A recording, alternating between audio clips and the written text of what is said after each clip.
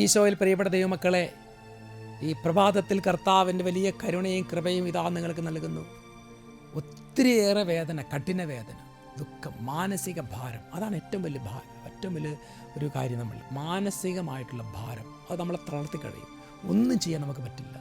പ്രഭാതത്തിൽ എഴുന്നേൽക്കുമ്പോൾ നമുക്കൊരു ശരീരത്തിൽ വേദന ഉണ്ടെങ്കിൽ അതൊരു ഗുളിക കഴിച്ചാൽ മാറും. പക്ഷേ മനസ്സിൻ്റെ ഭാരം, ദുഃഖം, അത് നമ്മളൊത്തിരി തളർത്തി കളയും.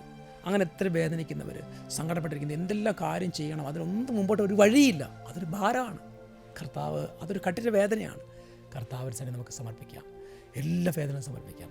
യേശയ്യാ പ്രവചനം 38 അധ്യായം 17 ലിഖിതം, ബുക്ക് ഓഫ് ഐസയ്യാ ചാപ്റ്റർ 38 വേഴ്സ് 17. എൻ്റെ കഠിന വേദന എൻ്റെ നന്മയ്ക്ക് വേണ്ടിയായിരുന്നു.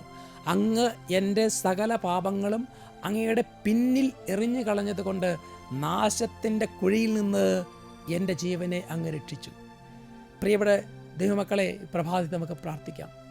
എൻ്റെ കർത്താവെ, നാശത്തിൻ്റെ കുഴിയിൽ നിന്ന് എന്നെ രക്ഷിക്കണം, കൈപിടിച്ച് എന്നെ രക്ഷിക്കണം. ഈശോ രക്ഷിക്കും. മക്കളെ, നമുക്ക് പ്രാർത്ഥിക്കാം. ഈശോ അനുഗ്രഹിക്കട്ടെ, ഇപ്പോഴും എപ്പോഴും എന്നേക്കും. ആമേൻ.